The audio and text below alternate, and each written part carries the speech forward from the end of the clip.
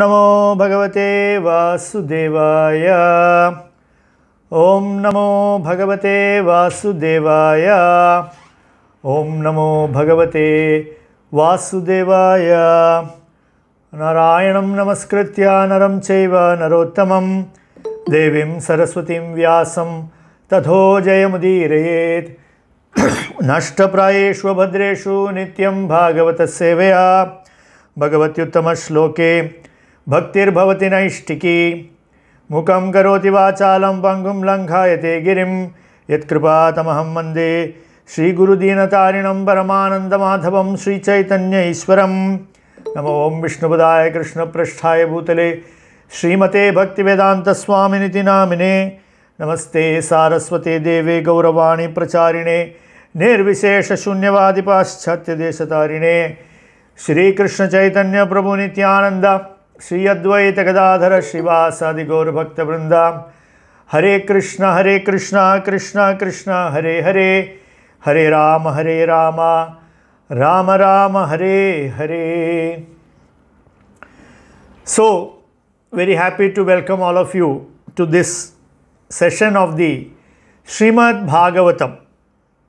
By Krishna's grace and mercy of Guru Gauranga, we hope to have an overview of the first canto of the Srimad Bhagavatam.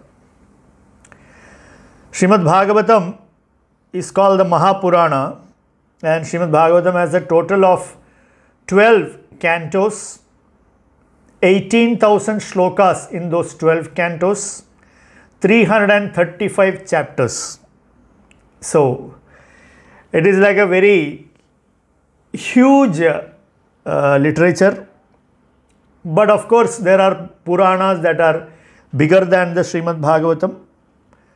There is Mahabharata also having 24,000 shlokas. So 18,000 shlokas as far as a Purana is concerned is not a very great number, and you may or may not believe, but there are a lot of Bhagavata speakers in India who know all these 18,000 shlokas by heart. So nothing is impossible in the world. Now it is a very happy occasion to be discussing Srimad Bhagavatam, because Srimad Bhagavatam is a rasa grantha.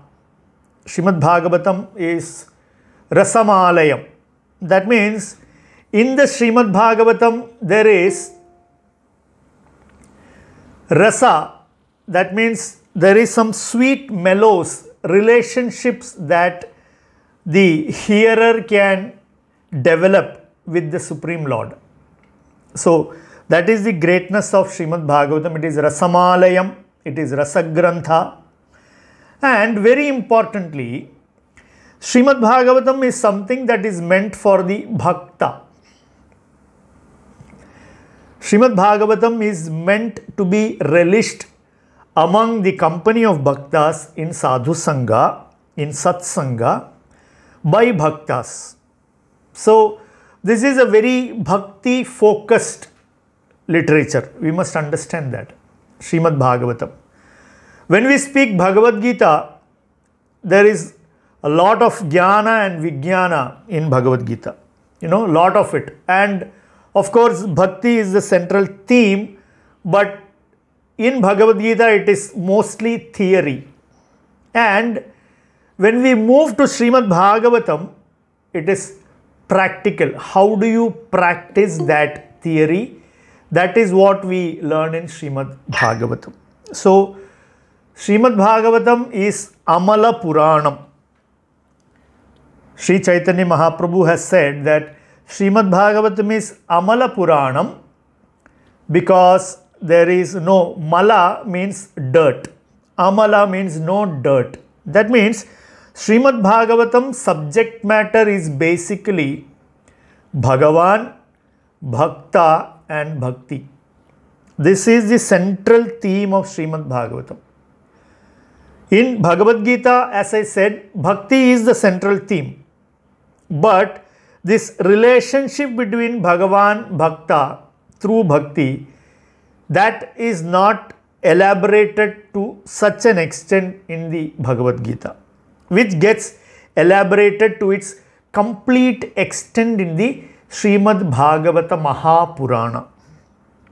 So as I said, 12 cantos, 18,000 shlokas, very huge literature, and our humble effort is to first try and go through the first canto of the Srimad Bhagavatam. The first canto is basically the introductory portion of the Srimad Bhagavatam, but it also prepares one to understand Srimad Bhagavatam completely. Because in the second canto, when we move on, there we will find the Chatushloki Bhagavatam. But in the first canto, we will find some very, very important instructions that will actually prepare us to understand the Srimad Bhagavatam as a whole. So, Srimad Bhagavatam is glorified by all great devotees of the Lord. Srimad Bhagavatam is something that bhaktas relish to speak and bhaktas relish to hear. In the whole cosmic manifestation, right at the bottom above the Karana Samudra, Ananta Shesha is actually eternally speaking Srimad Bhagavatam to the Chatushranas, the four Kumaras, the Sanakadis they are called, Sanaka, Sanatana, Sananda, Sanat Kumara. These four are the first sons of Brahma who at the age of 5 stopped growing, became brahmacharis and engaged themselves in hearing Srimad Bhagavatam. So that is one narration of Srimad Bhagavatam. Like that we will find several narrations of the Srimad Bhagavatam throughout. Now, Srimad Bhagavatam has direct information about Lord Sri Krishna that is not found anywhere else. So, this is another important aspect of the Srimad Bhagavatam. And there is something more important about Srimad Bhagavatam. It is about the author of the Srimad Bhagavatam. The author of the Srimad Bhagavatam, as you all know, is Vedavyasa. Krishna Dvaipayana is his name. Vyasa means editor. Vedavyasa means one who edited the Vedas. So that is actually like a title. His name is Krishna Dvaipayana. He is born to Parashara Muni and Satyavati. That is his parents. He was born on a dweep. That is why he is called Dvaipayana. And his father is Parashara. Parashara's father is Shakti. Shakti's father is Vasishtha. So there is a great lineage going back. Vasishtha, as we know, is the guru of Ramachandra. So this is the lineage in which Krishna Dvaipayana is coming, and they have all been known as Paropakaris. That means their life is dedicated to doing good for others. And what is the ultimate good that one can do to others? Chaitanya Mahaprabhu says that the ultimate good that we can do for somebody else is to stop his problem of birth and death. All other problems as well as their solutions are temporary. Your problem of hunger, that is temporary. And your solution to that is temporary. How long will you feed a hungry man? Same like that, any material problem you take and a material solution to that, you will find the temporal nature of both. Whereas, the actual problem that we are all facing is the Janana Marana Chakra. Punarapi Jananam, Puranapi Maranam, Punarapi Jadare Jagade Shayanam. This is Adi Shankara's, in Bhaja Govindam. Bhagavad-pad Shankaracharya says this. So, Punarapi Jananam, Punarapi Maranam is the biggest problem that we are having. That is the one which requires solution. And whoever is giving a solution to that is the real para upakari. That is real paropakar. So, that is why Vyasa, Vasishtha, Parashara, they are all known as the greatest paropakaris, because these great sages actually show us the way out of this tabernacle called this material body and this process called repeated birth and death, over which we have no control. Okay, so this is the author of the Srimad Bhagavatam. And what is the circumstances under which he wrote the Srimad Bhagavatam? Although there is a complete section in the first canto where this is spoken in detail, I will just give you just an outline as an introduction today, because we are starting these sessions. This is something that must be mentioned. So, Vyasa, he codified the Vedas. The Veda was originally one. Then Vyasa divided it, Rig, Sama, Yajur, Evacha, which is called the Atharva. So, he divided the Vedic literature, gave it to different disciples of his, and they started studying that and writing commentaries, etc., etc., etc. So, they started developing it. Then Vyasa, he wrote the Vedanta Sutra, or what is called the Brahma Sutras, or the Badarayana Sutras. He wrote these sutras. Sutra itself means aphorism. It means it's a sutra. Means it's like a tricky word, group of words. So, Vedanta Sutra is like that. That is the Anta of Veda. That is why it is called Vedanta. Because Vyasa wrote this, the Vedic literature that he divided and split and, arranged it in so many different ways. It is a huge body. And it consists of 95% of karmakandic activities, which means action, result, action, result. That kind of stuff is more than 90% of the Vedas. So, people who approach the Vedas, they get confused. Actually, what is the ultimate goal in the Vedas? Very difficult to identify. So, what he did, he wrote Vedanta Sutra to show that this is the ultimate goal. Although there is so much subject matter included within this, this is the final subject matter. Like that, he did that, Vedanta Sutra. And then he also wrote the Puranas, There are a total of 18 Puranas, Sattvic Puranas, Rajasika Puranas, Tamasika Puranas. Means the Purana by itself is not Sattvic, Rajasic or Tamasic. Puranas that will appeal to the Tamoguna Pradhani people. Puranas that will appeal to the Rajoguna people. Puranas that will appeal to the Sattvaguna people. Like the Vishnu Puran, the Padma Puran, Sattvaguna Puranas. Like if you take the Brahmanda Purana, Brahma Vaivarta Purana, Rajoguna Puranas. Like if you take Skanda Purana, Tamoguna Purana. So, like that, Puranas were written by Vyasa Maharshi. And in each Purana, whichever deity he was concentrating on, he glorified that deity in that particular Purana. Okay? And then after doing all these things, Vyasa, he felt a sense of incompleteness. He felt something is lacking somewhere. He is missing something. So, because Vyasa was missing something,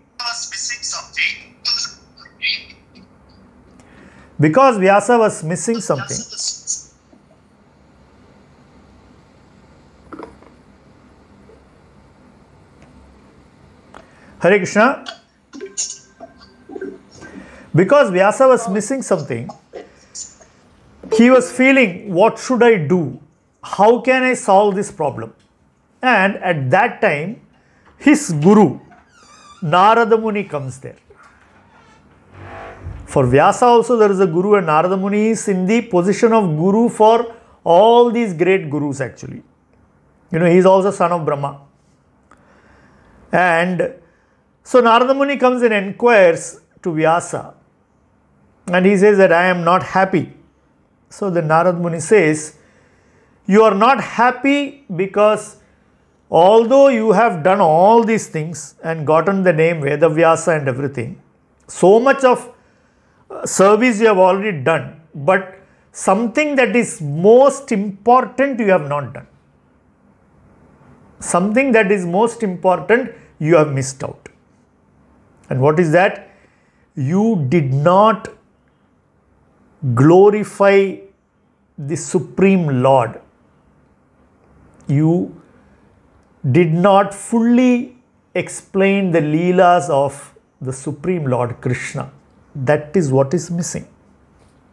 So, accordingly, receiving such an instruction from Narada Muni, Vyasa wrote the Srimad Bhagavatam.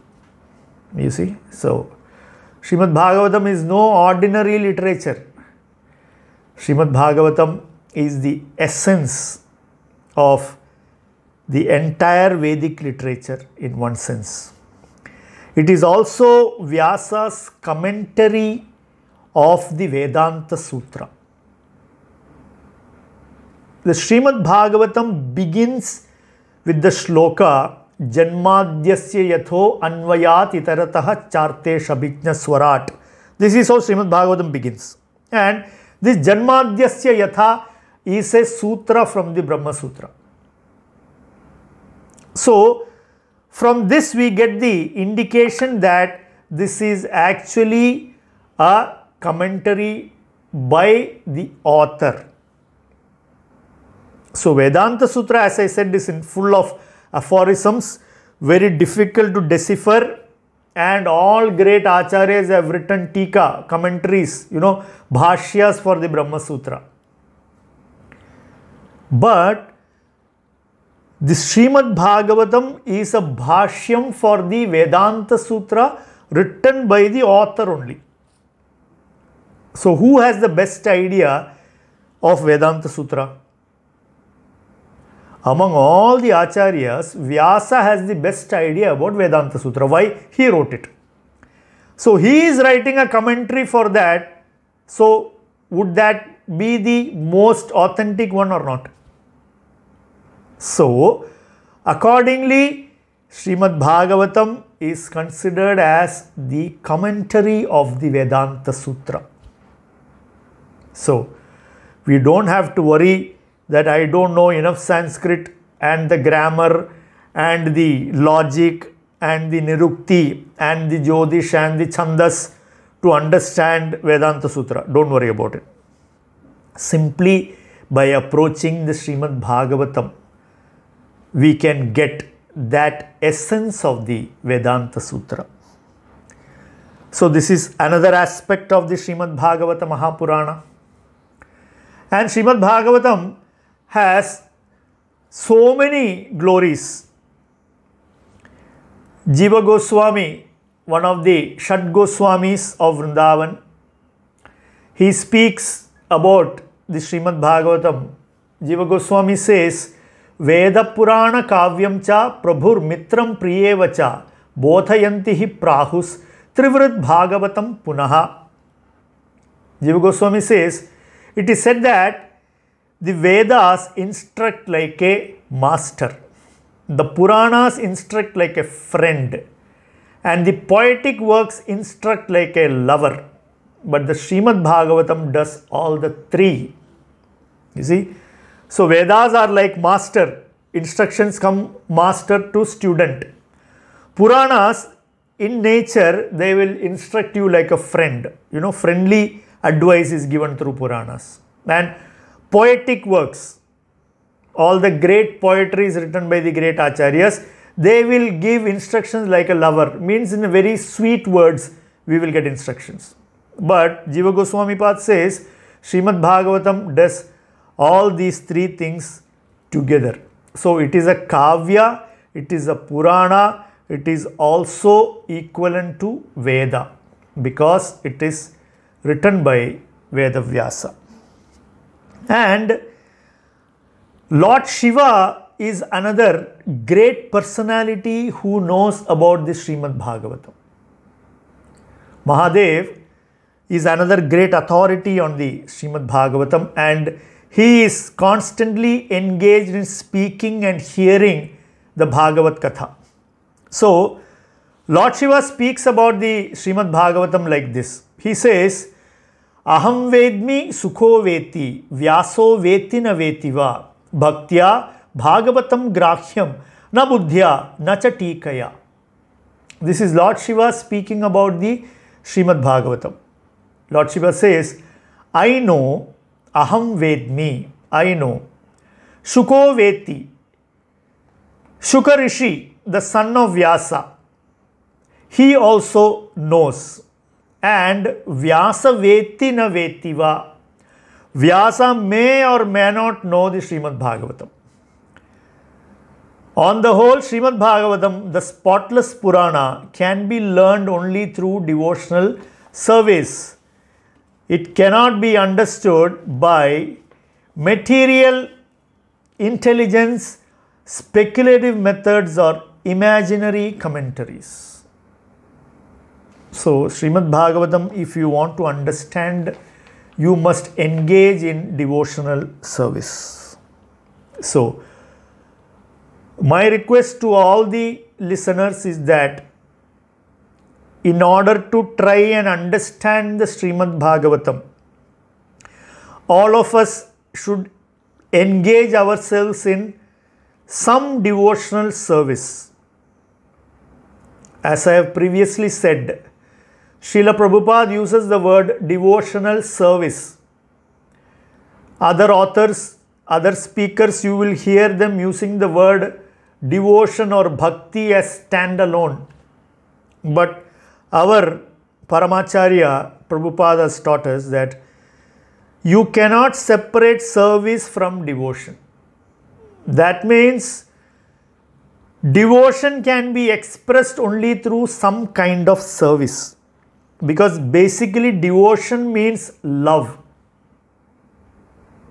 Devotion actually means love. And how do you express love? You can express love only by doing something for the loved one. So, to understand Srimad Bhagavatam, which is the greatest literature that will give us understanding about Krishna, for that we must all do some loving service to Krishna. And the simplest loving service that we can do for Krishna is to chant his holy names. Hare Krishna, Krishna Krishna, Hare Hare, Hare Rama, Rama Rama, Hare Hare. Iti Shodashakam Namnam Kali Kalmashanashanam. This is told in the Kali Santarana Upanishad that these 16 names are actually meant as Kali Kalmasha Nasanam. Because this is Kali Yuga, as you all know, there are 4 yugas: Satya Yuga, Treta Yuga, Dwapara Yuga and Kali Yuga. And among these 4 yugas, Kali Yuga is the most degraded yuga. We will see in detail as we move into the Srimad Bhagavatam. But suffice to say that Kali Yuga is the most challenging yuga, because everything is in the mode of degradation in this yuga. And it is very difficult to engage in spiritual activities in one sense, because in Kali Yuga, everything around us is designed in a way that will make us forget God. You know, you get out on the road and every poster that you see is something that nothing reminds you of God. Everything will be some decadent, some nonsensical stuff we will find all around us. Very difficult to think of, remember and serve God.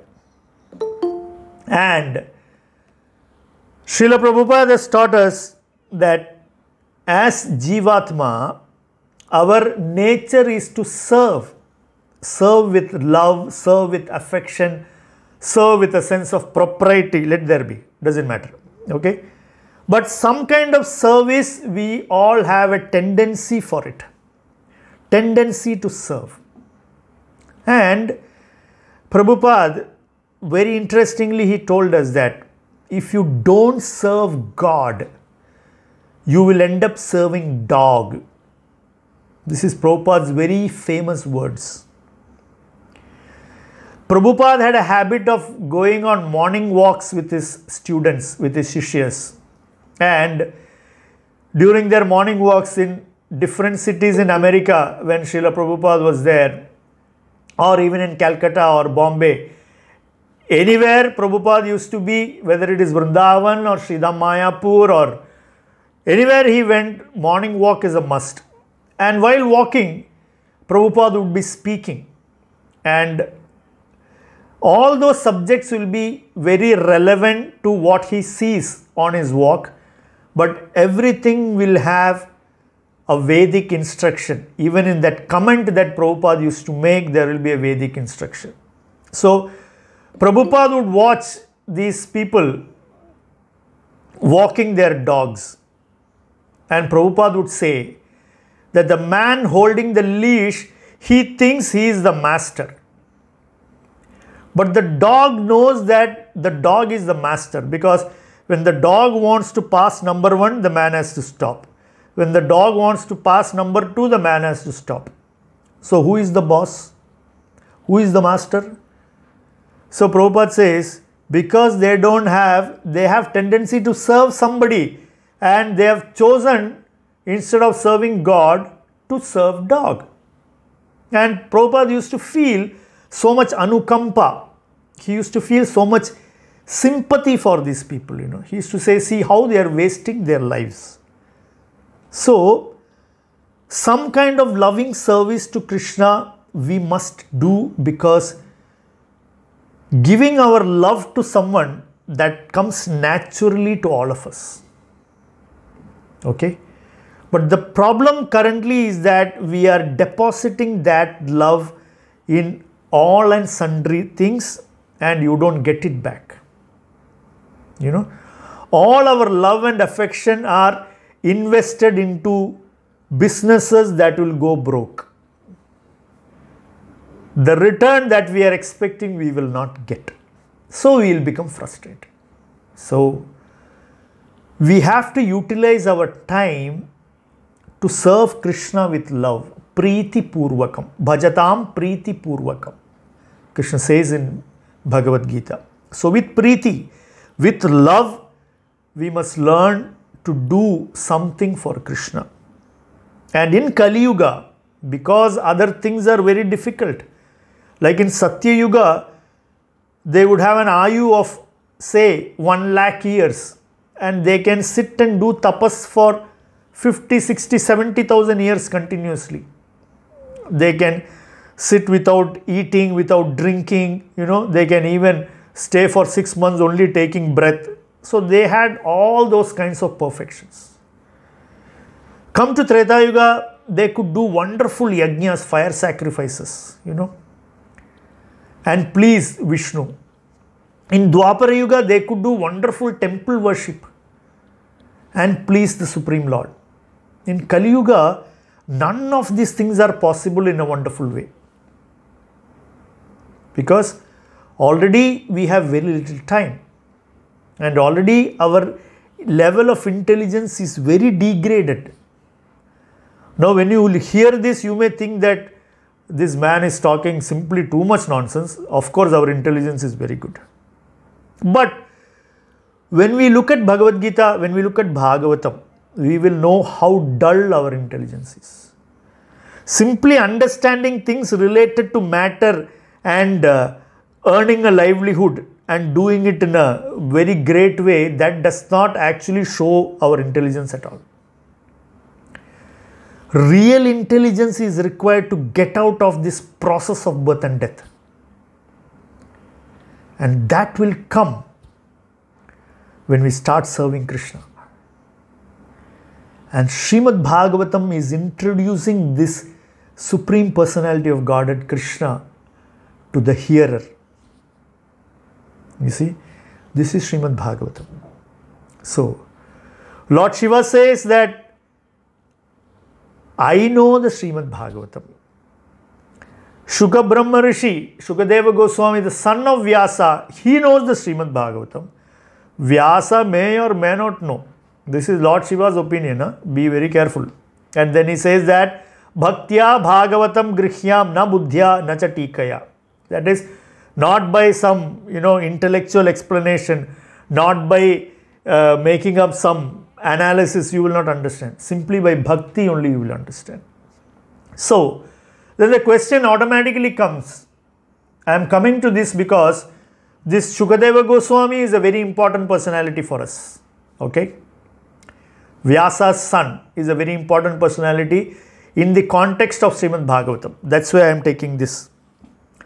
So, why is Lord Shiva saying that he knows? Of course he knows, because he is very, very close to the Supreme Personality and totally engaged in complete trance. Mahadev goes into complete trance while speaking and hearing Srimad Bhagavatam.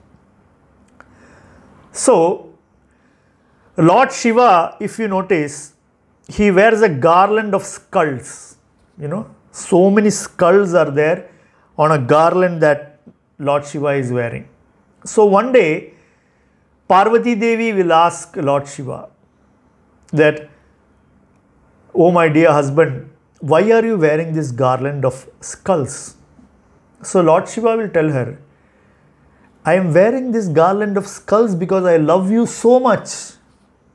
You see, this is some different level of love, okay? Very difficult for us to understand. Because if you wear a garland of skull and your wife asks you, why are you wearing it? And you tell her that because I love you, she is going to be completely spooked. Okay? But this is another level of husband and wife, Shiva and Parvati. They are the perfect husband and wife, That is why all the unmarried girls will worship Parvati to get a husband like Lord Shiva. He is supposed to be the best husband. Don't ask me how. Anyway, that's how it is. So, Parvati Devi will ask him, why?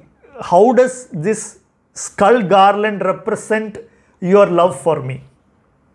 So, Lord Shiva says that you have gone through many, many births, and every time you die, because I love you so much, I take your skull and add it to my garland, string it around my neck. So, then Parvati is astonished. She says, so I have died so many times and you? Shiva says, no, I have no death. Why? Because I keep on hearing and chanting the Srimad Bhagavatam. Because I keep hearing, I keep chanting, I keep speaking the Srimad Bhagavatam. So, this actually gives amaratvam, means deathlessness. So, Parvati Devi says, if that is the case, then why should I also die again and again? You tell me this Srimad Bhagavatam, I will completely sit and listen to it, and then I will also have amaratvam, so I don't have to every time die and your garland will become too long, like that.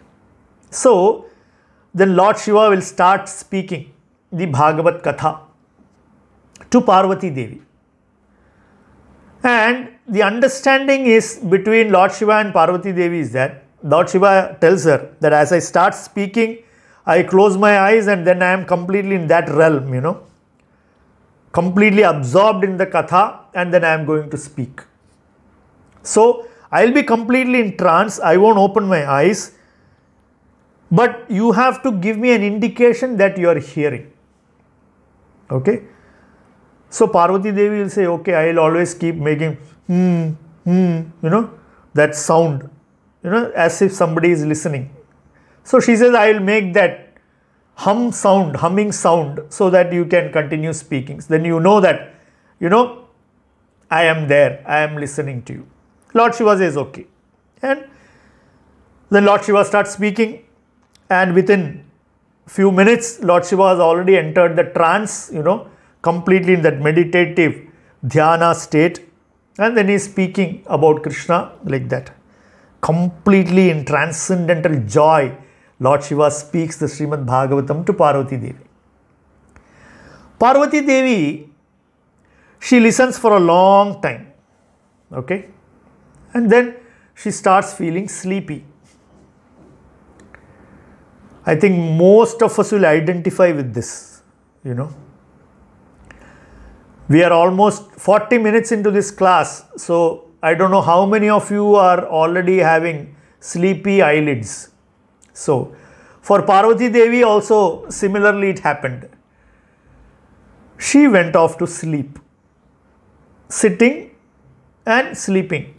This also we are very good at doing. You know, whenever there is Bhagavad Katha going on, you will find, you know, people sitting and sleeping. So while Parvati Devi was sleeping, there was somebody else making this humming sound. Okay?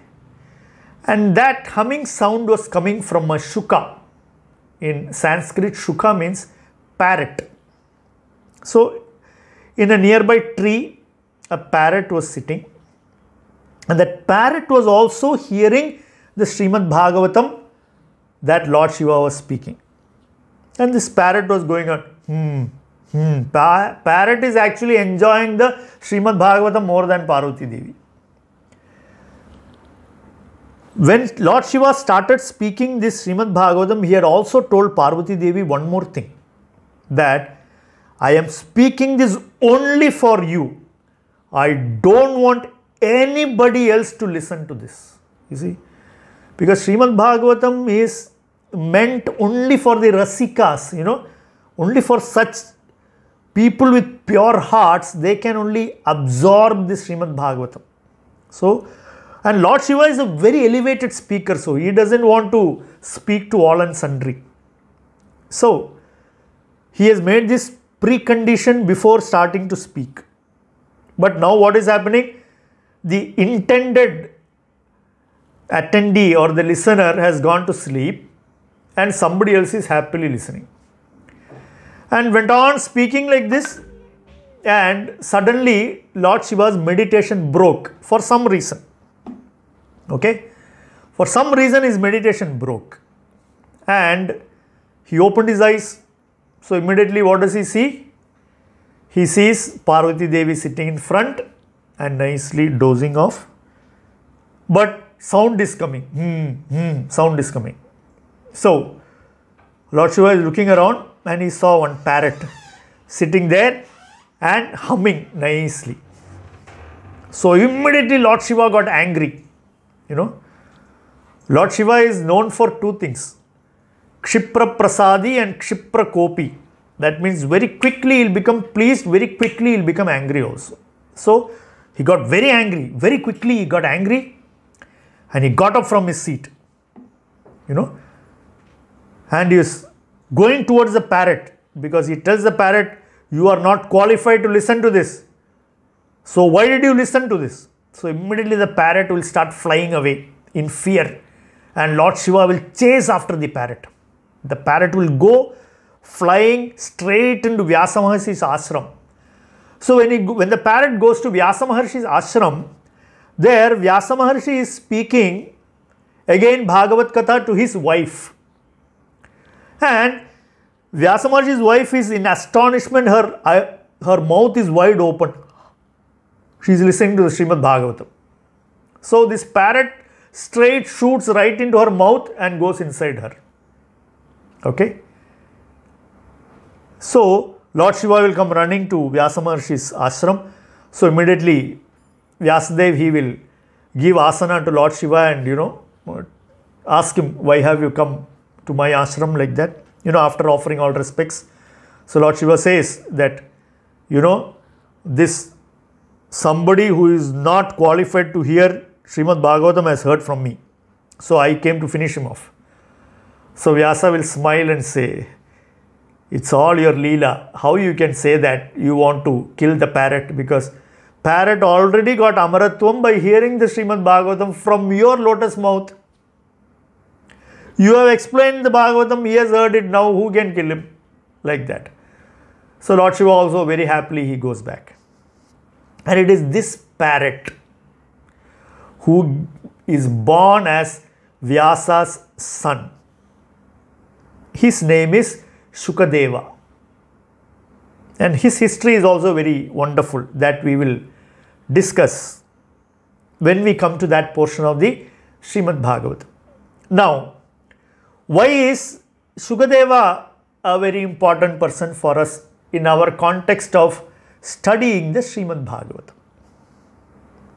Now, I already told you that, under the Karana Samudra, Anantashesha, who is holding up the entire creation, sitting there, he is speaking to the Kumaras, the Bhagavatam. So, this Bhagavatam is something that is Katha of Bhagavan, that is Bhagavata Katha of Krishna. This goes on at various realms in Anantakodi Brahmandas. It is going on. Different speakers speaking to different listeners. The Srimad Bhagavatam that we are discussing has a certain context, which we already said that Vyasa wrote it down. That I am speaking, now we are speaking about this present day of Brahma, when the Dwapara Yuga, that is before the Kali Yuga, where this whole thing is happening. Okay. So, now we will cut to another history.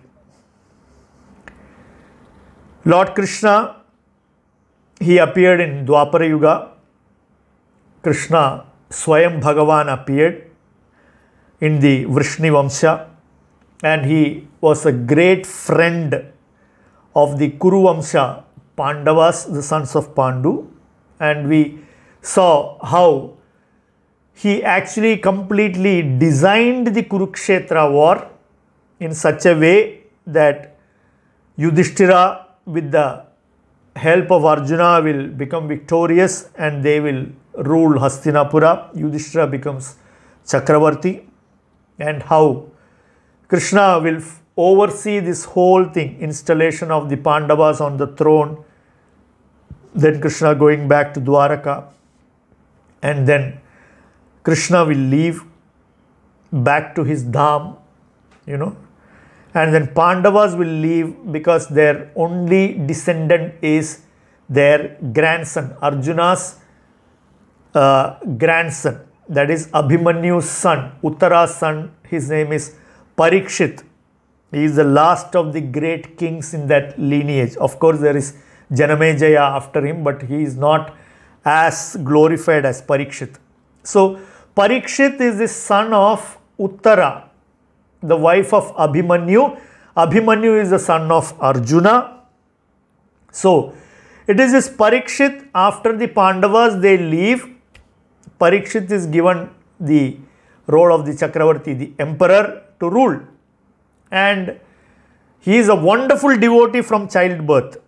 That also we will see as we move into the Srimad Bhagavatam. So, Parikshit is ruling the country very nicely. And one day, Parikshit will go on hunting. The Kshatriyas are allowed to go to the forest and hunt wild animals, because that is how they increase their shaurya. Shaurya means their valor for war, So they will chase and they will shoot arrows on wild animals and kill them and things like that. So one day he is going and he has gone deep into the forest and he was hunting various animals, and then he felt thirsty, and so he goes to a Muni's ashram. There is this Rishi named Samika. So he goes to his Samika Rishi's ashram and he will request the Rishi that I am very thirsty, can I have some water to drink? So at this time, Samika Rishi is deep in meditation, because you go to the forest to meditate, obviously. That is the whole idea of going to the forest. So because he is sitting and meditating, he did not hear the king address him.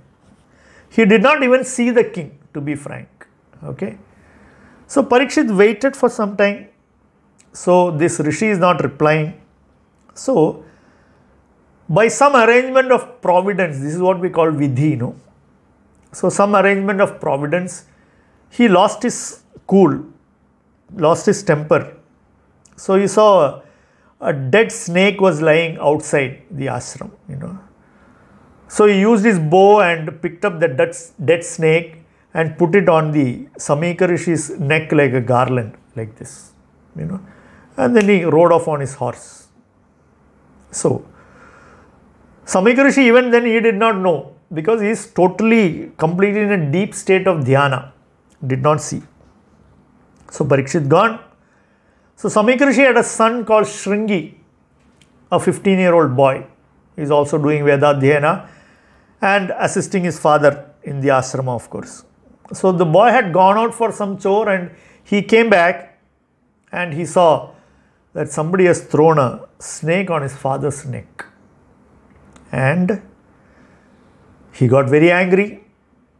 So immediately using his tapas shakti, because he is a Brahmana, he is also engaged in tapas. Using his tapas shakti, he throws a shapam, a curse. He says, whoever has done this, in 7 days, he will die of the snake Takshaka's bite. This is Shringi's curse. So, who is the recipient of the curse? It is Parikshit Maharaj. So then, Samika Rishi will come out of the meditation and then he will understand that his boy has done something very, very stupid, because after all, he said that he is the emperor. He came and he got insulted, so he got angry. It doesn't matter. And we are Brahmanas, we shouldn't be cursing for these small matters. So like that, he will scold his son. But then, the damage is already done. So, Parikshit immediately is alerted about this curse. And now he is given 7 days time to live. In 7 days, he is going to die. Can you imagine being given 7 days notice to die? Just imagine, So, this is a great lesson for all of us. What did Parikshit do? Parikshit went to his palace.